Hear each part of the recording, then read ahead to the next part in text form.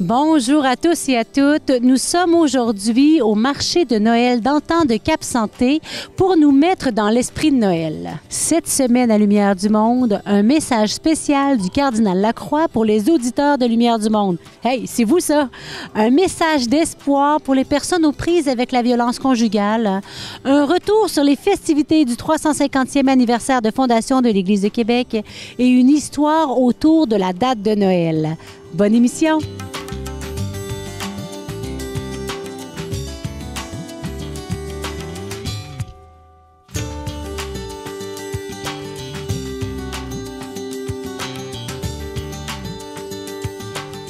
Noël approche à grands pas et nous avons un message bien spécial en ce jour, un mot personnalisé du cardinal Gérald Cyprien Lacroix pour vous, les auditeurs de Lumière du Monde. Il nous invite à redécouvrir le véritable sens de Noël.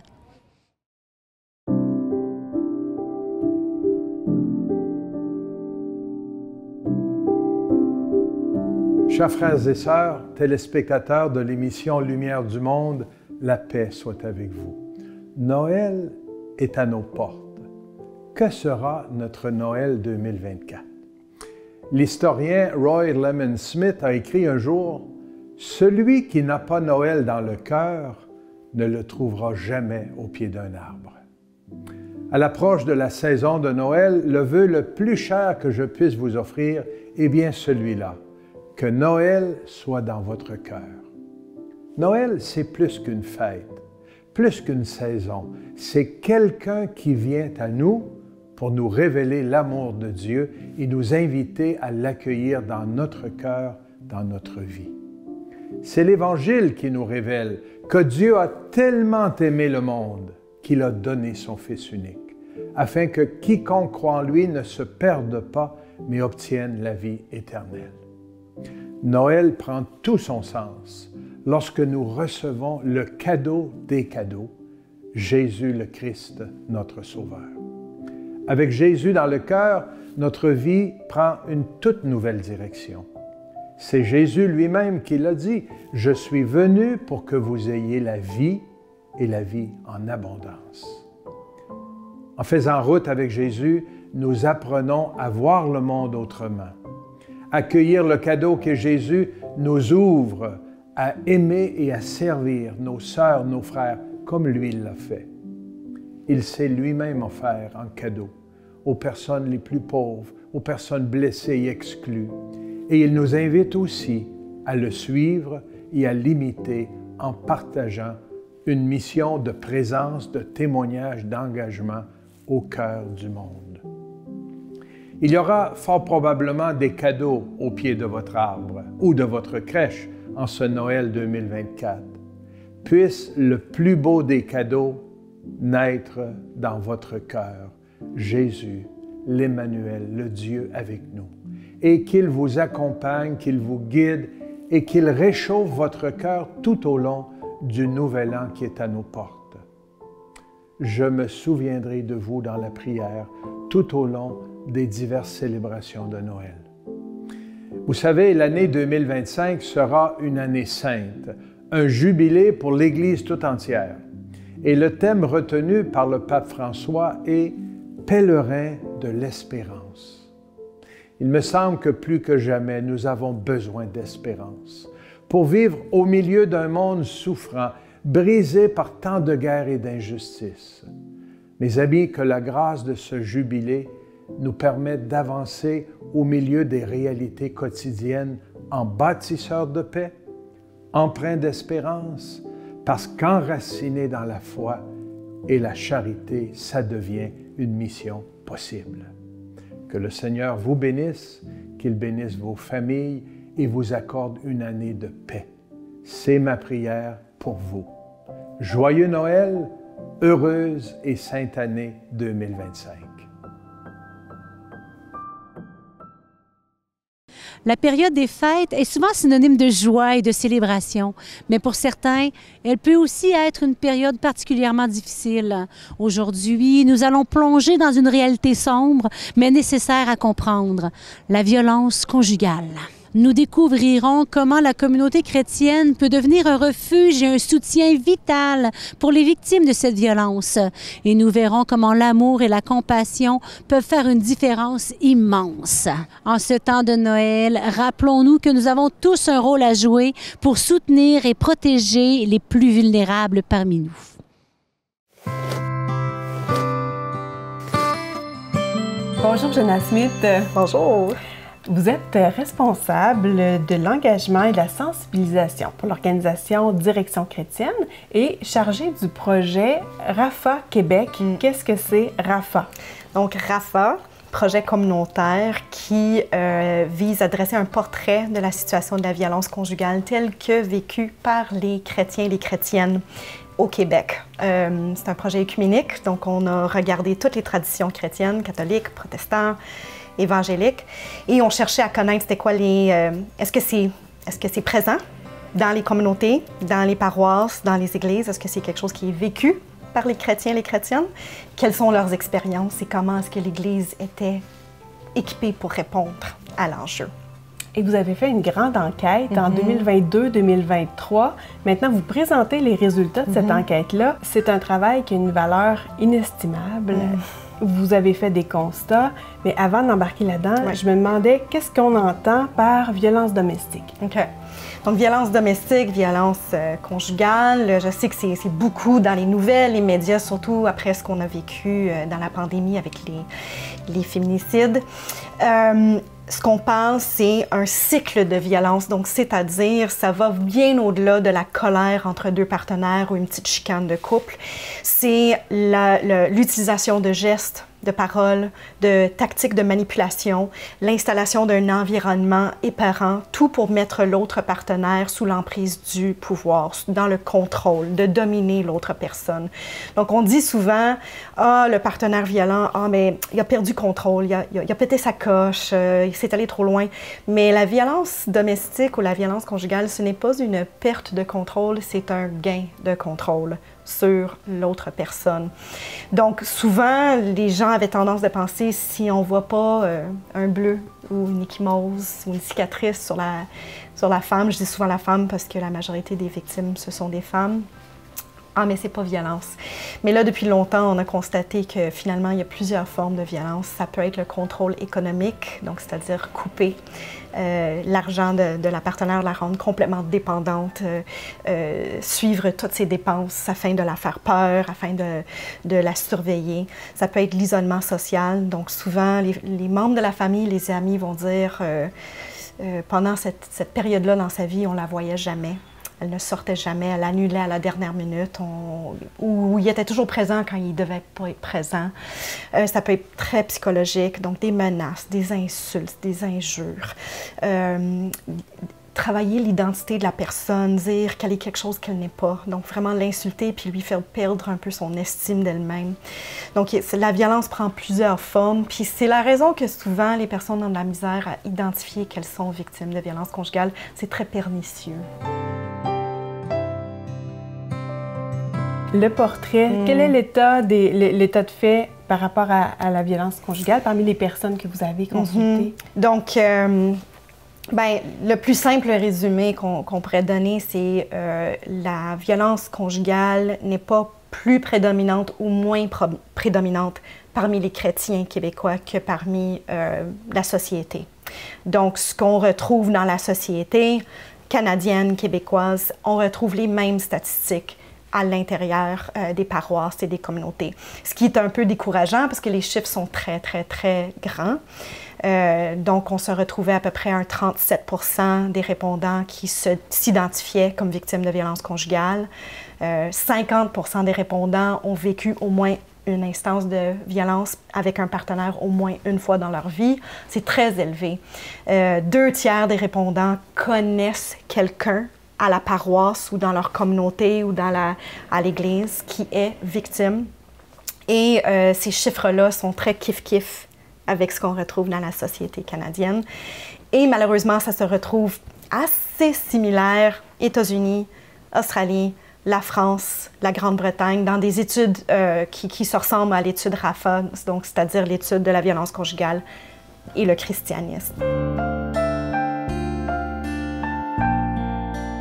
Et là, vous vous êtes intéressé à l'interaction entre les personnes qui vivent la violence domestique et leur communauté chrétienne. Et ma question est la suivante. Est-ce qu'elles ont le réflexe d'aller chercher de l'aide auprès de leur communauté? Est-ce que c'est quelque chose que vous avez vu? Donc, on a vu que 50% de ceux qui s'identifient comme victimes sont allés chercher de l'aide à l'Église.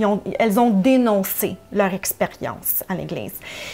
Moi, je trouve que 50%, c'est pas si pire, mais on est bas comparé en France, où c'était des 65 à 70% des victimes ont décidé de dénoncer ou divulguer à l'Église. Puis en Grande-Bretagne, c'est beaucoup plus haut, c'est dans les 80%.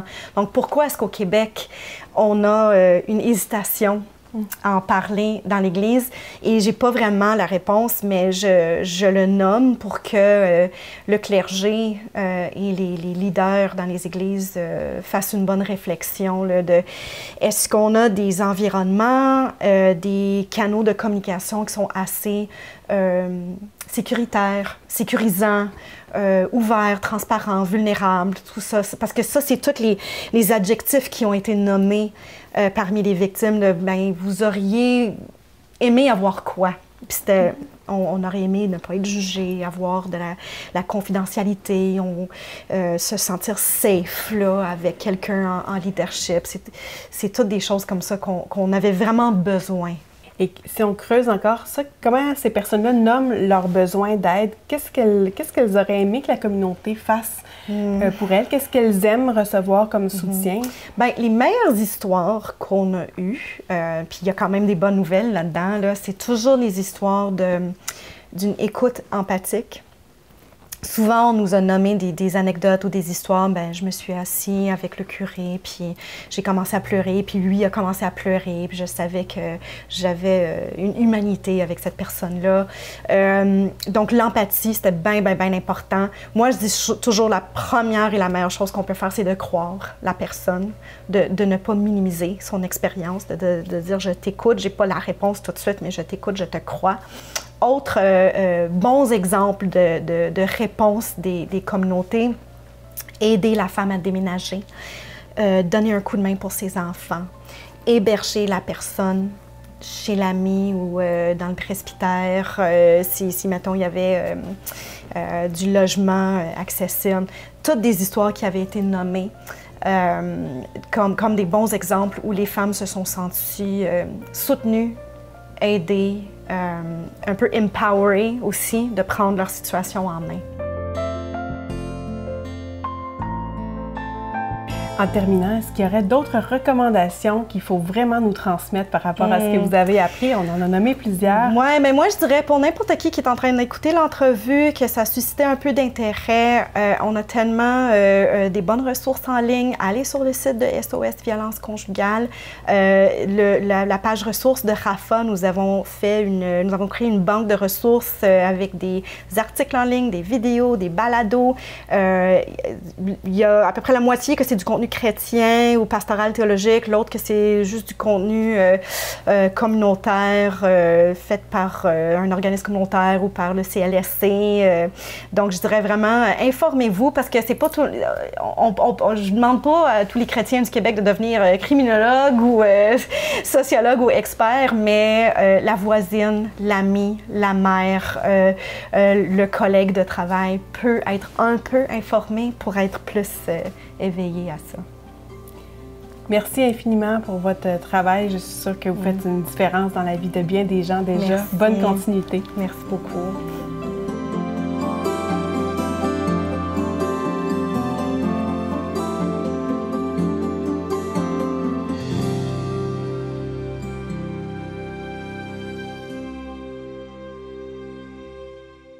Le 8 décembre dernier marquait la fin des festivités du 350e anniversaire de l'Église catholique de Québec. Dans le prochain reportage, nous allons plonger avec vous dans les moments forts de cette année de célébration. Nous verrons comment cet événement a renforcé les liens au sein de la communauté et célébré un héritage inspirant. Ce reportage mettra également en lumière le rôle de l'Église dans la société moderne et son engagement continu envers tous.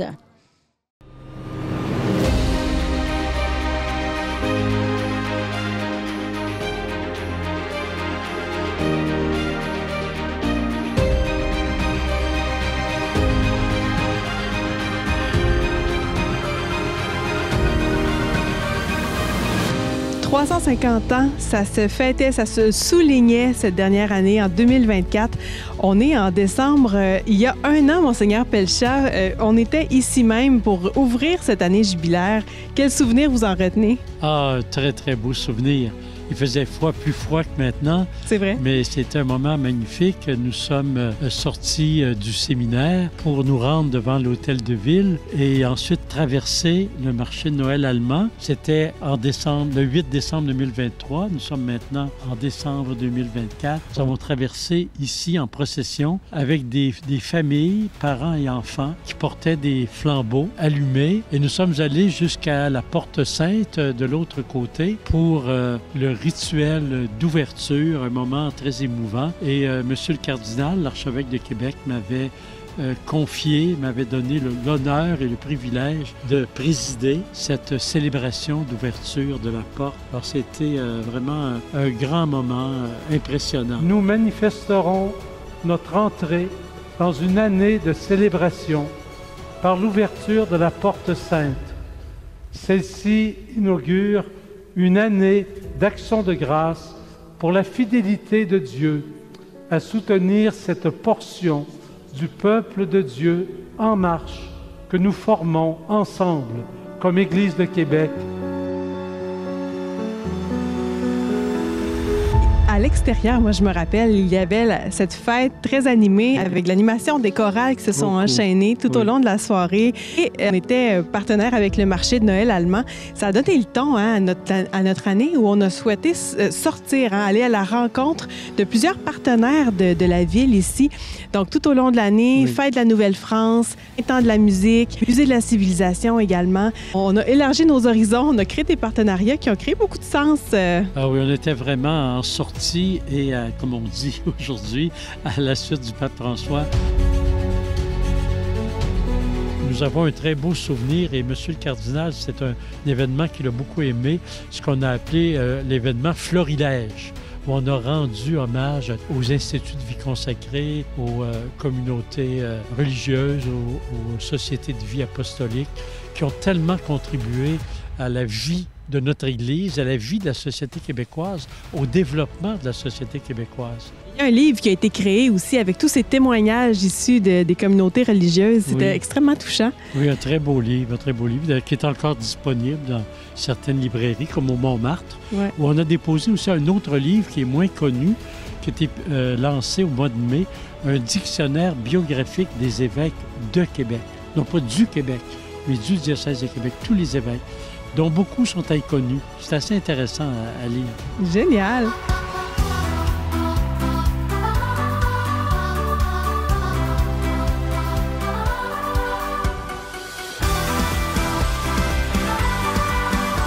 Dans mes plus beaux souvenirs de l'année, il y a le concert du groupe français Glorious qui était au Théâtre Capitole. 3 salles pleines, donc 3300 personnes qui étaient là de partout au Québec.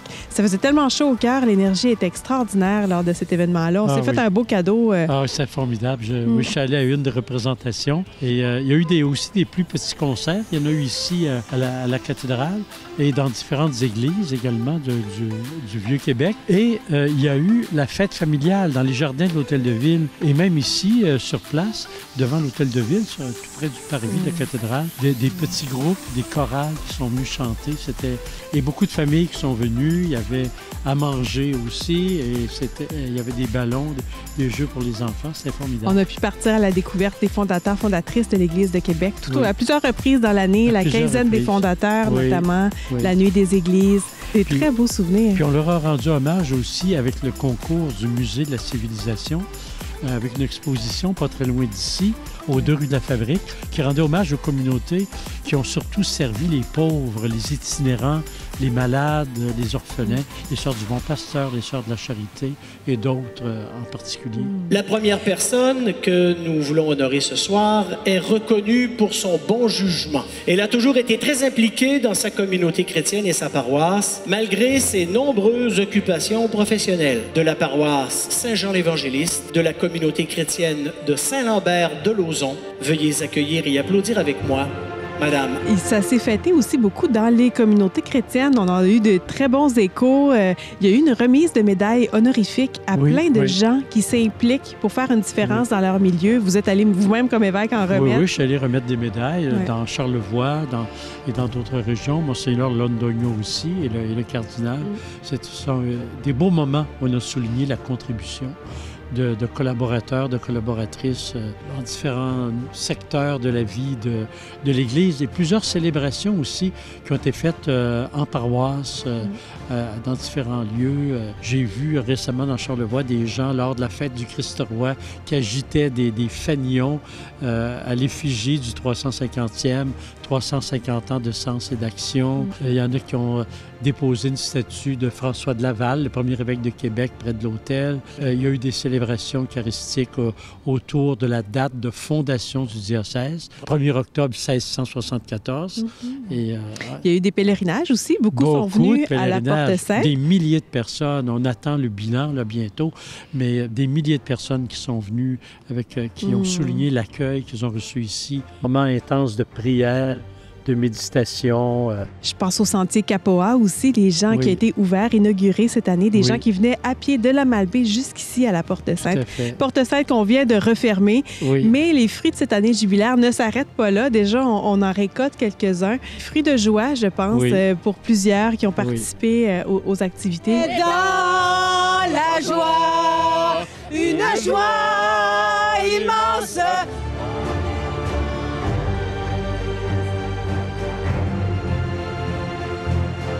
D'autres fruits qui vous viennent en tête, Monseigneur? Bien, certainement, on va entrer dans un nouveau jubilé à la fin de décembre. Le jubilé de Pèlerin d'Espérance. C'est l'année sainte pour toute l'Église universelle qui nous lance encore sur des chemins d'avenir, je dirais.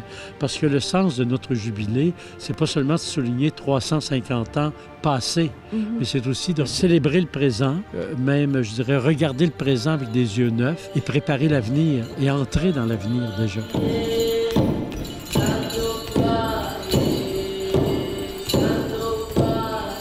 Je suis tellement contente de cette année qu'on vient de vivre ensemble, une année dont on va savourer longtemps les fruits, je pense.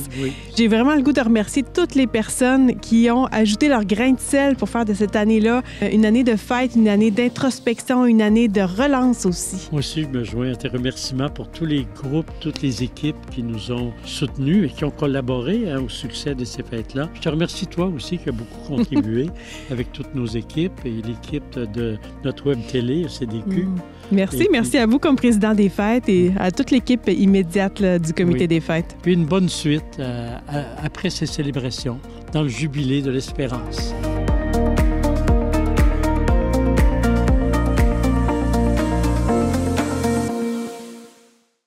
Nos amis du Verbe Média ont préparé une capsule pour Noël issue de leur série Histoire en conserve. Cette série est spécialement conçue pour les adolescents et les jeunes adultes et elle est publiée sur Instagram pour toucher un public plus large et connecté. Savez-vous comment nous pourrions déterminer la naissance de Jésus? Non, pas vraiment. Il n'y a qu'une seule solution alors. Ma petite vache a mal aux pattes, tirons. Il y a une rumeur qui court entre les branches de sapin, qui dit que Noël serait une sorte de récupération d'une fête païenne par les chrétiens de l'Antiquité. Eh bien, j'ai un scoop pour vous. C'est pas si simple que ça. Bon. Par où commencer? L'hiver, c'est facile pour personne. Tu sais, quand chaque jour il fait un peu moins tard, un peu plus... Non, tu sais, quand chaque jour il fait un peu moins tard... Un peu plus tard? Tu sais, moins noir un peu plus tard. Tu sais, quand chaque jour, il fait un peu moins noir, un peu plus tard. Fait qu'il fait un peu plus clair, un peu moins tôt. Merci, François Pérusse, pour cette charmante explication du solstice. Pour vaincre la noirceur et la dépression saisonnière, les Romains ont eu une idée, ma foi, lumineuse. Une longue semaine de tombola. On appelait cette fête les Saturnales. Et les festivités se terminaient le 23 décembre. Ça prend pas la tête du papy neuf pour voir que les dates ne concordent pas avec Noël. Oui, je le sais, le solstice c'est le 21 décembre. Pas de panique, ni besoin de m'envoyer des emails de haine, j'ai une explication. Jusqu'au 16e siècle, les Romains utilisaient le calendrier julien. Et disons que c'était pas le calendrier le plus fiable. Un décalage s'était installé au cours des siècles. On l'a donc changé pour le calendrier grégorien, qu'on utilise encore à ce jour. Par la suite, avec le règne d'Aurélien, une autre religion s'est installée dans l'Empire. Le dude était un grand fan du culte de Mitra, une religion très en vogue chez les élites de l'époque. Ces bonnes gens vénéraient le soleil. Aurélien décide de souligner la fête de la grosse boule jaune dans le ciel. Mais avant 354, on n'a aucune trace historique du nom ou de quand était cette célébration. Par contre, on a sur un vieux document du 4e siècle des preuves que les chrétiens célébraient déjà la naissance du Messie le 25 décembre depuis un bon bout de temps. Vers l'an 331, l'empereur Julien voit le jour. Il est élevé en bon chrétien, mais il se détourne de l'Évangile pour revenir aux vieilles croyances païennes, dont celle du soleil. D'ailleurs, c'est de là que lui vient son petit nom de Julien l'Apostat. Selon mes sources, ce monsieur-là avait une dent. Que dis-je? Un dentier contre le christianisme. Il aurait donc décidé de placer le jour du soleil invaincu le 25 décembre.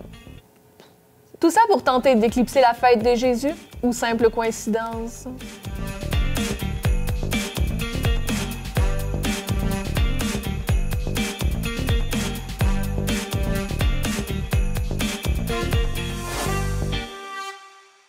Vous avez aimé cette capsule? Allez sur Instagram et cherchez le verbe média pour en voir davantage.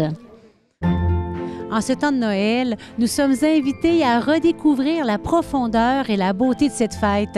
Noël, vous le savez, c'est bien plus que des cadeaux et des décorations. C'est l'amour lui-même qui vient nous visiter en Jésus-Christ. C'est un appel à laisser cet amour nous transformer pour aimer à notre tour de plus en plus authentiquement.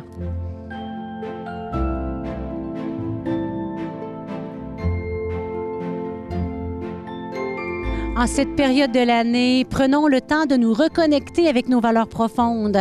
Engageons-nous à vivre avec plus de compassion, à poser des gestes concrets de bonté et de générosité.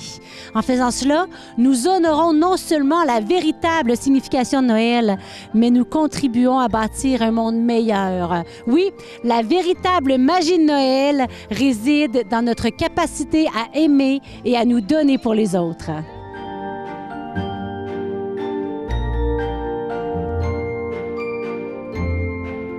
Je vous souhaite à tous et à toutes un joyeux Noël rempli de paix, de joie et d'amour.